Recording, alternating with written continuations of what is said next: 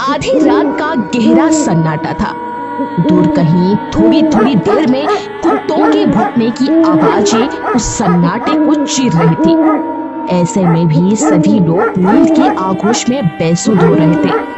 अगर कोई जाग रहा था तो वो रजनी थी। उसे चाह कर भी नींद नहीं आ रही थी। पास में ही अंकित सो रही थी। रजनी को रह रह कर अंकित पर गुस्सा आ रहा था। वो जाग रही थी मगर वो चादर टान कर सो रही थी। अंकित के साथ रजनी के शादी को 14 साल गुजर गए थे। वो एक बेटे और बेटी की माँ बन चुकी थी। शादी के शुरुआत दिन भी क्या दिन थी। वो शरद रातों में एक ही रजाई में एक दूसरे से चिपक कर सोते थे। ना किसी का डर था ना कोई कहने वाला। सच, उस समय तो नौजवान दिलों में खिंचाव हुआ करता था। रजनी ने तब अंकित के बारे में सुना था जब वो कुंवारी थी। तब आधी आधी रात तक दोस्तों के साथ गपशप किया करता था। तब अंकित की माँ हर रोज दरवाजा खोलकर डांटते हुए कहती थी, अब रोज रोज देर से आकर सोने भी नहीं देता। अब शादी कर ले, फिर तेरी घर वाली ही दरवाजा खोलेगी।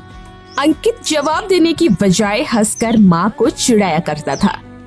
जैसे ही अंकित के साथ रजनी की शादी हुई, दोस्तों से दोस्ती टूट गई।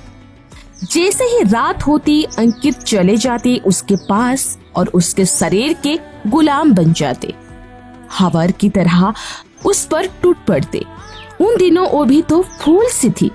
मगर शादी के साल भर बाद जब बेटा हो गया तब थोड़ा खिंचाव कम पड़ गया था। धीरे धीरे शरीर का ये खिंचाव खत्म तो नहीं हुआ, मगर मन में एक अजीब सा डर समाया रहता था कि कहीं आसपास वे बच्चे जाग न जाए। बच्चे बड़े हो गए तो अपने दादी के पास सोने लगे। अब भी बच्चे दादी के पास ही सो रहे थे।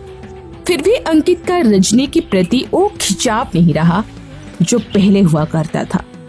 अंकित उम्र की ढलती पायदान पर है, लेकिन आदमी की उम्र जब 40 साल की हो जाती है तो वो बूढ़ा तो नहीं कहलाता। बिस्तर पर पड़े पड़े रजनी ऐसा ही कुछ सोच रही थी। इस रात में हम दोनों के बीच में कोई भी तो नहीं है, फिर भी इनकी तरफ से हलचल क्यों नहीं होती।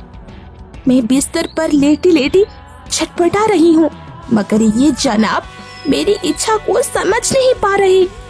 उन दिनों जब मेरी इच्छा नहीं होती थी तब ये जबरदस्ती किया करते थे। आज तो हम पति पत्नी के बीच में कोई दीवार नहीं है, फिर भी ये पास में क्यों नहीं आते। रजनी ने ये सुन ही नहीं रखा था, बल्कि ऐसे भी तमाम उदाहरण देखे थे कि जिसे आदमी से औरत की ख्वाहिश पूरी नहीं होती है तब वो औरत दूसरे मर्द के ऊपर डोरे डालती है और अपने खूबसूरत अंगुशियों ने बिगड़ा देती है। फिर अंकित के भीतर मर्द क्यों मर गया है, मगर रजनी भी उसके पास जाने की हिम्मत क्यों नहीं कर पा रही थी। वो क्यों उसकी चादर में घुस नहीं जाती थी। उनके बीच ऐसा कौन सा पर्दा है जिसके पास वो नहीं जा सकती।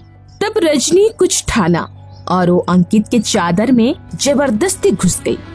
थोड़ी देर में उसे करवाहट जरूर आएगी, मगर अंकित अब भी बेफिक्र होकर सो रहा था।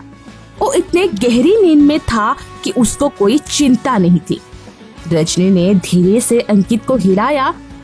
आधे चक्र नींद में अंकित बोला, रजनी प्लीज सोने दो ना। तब रजनी कहती है, मुझे नींद नहीं आ रही है। रजनी कुछ ऐसा शिकायत करते हुए कहती है।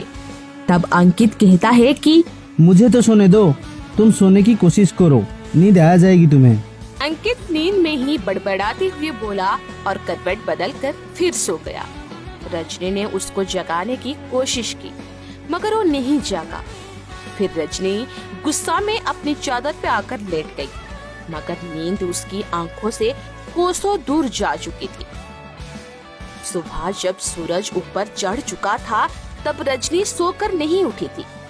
उसकी सांस भी घबरा गई थी।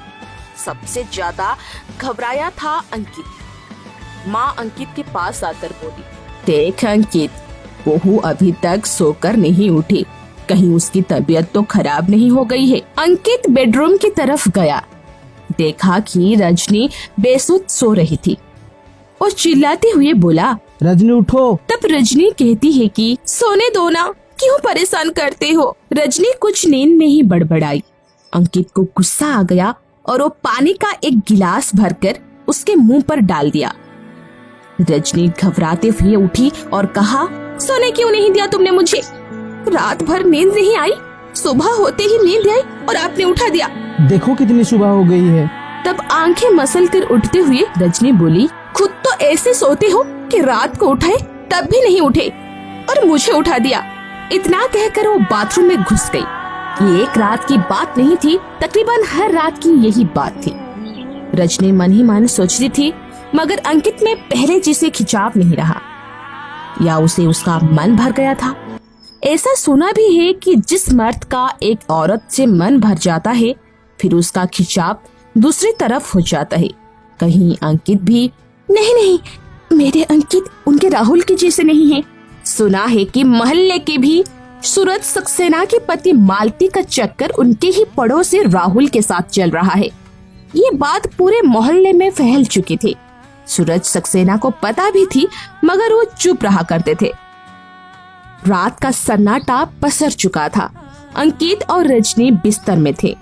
आज मुझे थोड़ी सी ठंड सी लग रही है। मगर इस ठंड में भी तो अब घोड़े बेचकर सोते रहते हैं। मैं कितनी बार भी आपको जगाती हूँ, फिर भी आप जगते ही नहीं। ऐसा भी कोई चोर घुस जाए तो पता भी नहीं चलेगा, जो गहरी नींद में आप सोते हैं। अरे बुढ़ापा आ रही है रजनी। बुढ़ापा आ रहा है या मुझसे आपका मन भर गया है? कैसी बात कर रही हो तुम? ठीक कहती हूँ, आजकल आपको ना जाने क्या हो गया है। ये कहते हुए रजनी की आंखों में वासना दिख रही थी। अंकित जवाब ना देकर रजनी का मुंह ताकता रहा। ऐसे क्यों देख रहे हो तुम मुझे? कभी देखा नहीं क्या? अरे जब से शादी हुई है तब से देख रहा हूँ, मगर आज मेरी रजनी कुछ अलग से दिख रही है। कैसी दिख रही हूँ मैं वैसे ही तो हूँ जैसे तुम ब्याह करके लेकर आए थे। ये कहकर अंकित ने रजनी की ब्लाउज के बटन खोल दिया। हाँ, आप वैसे नहीं रहे जैसे पहले थे। क्यों भला? मुझ में बदलाव कैसे आ गया? मेरा इशारा अब भी नहीं समझ रहे हो आप?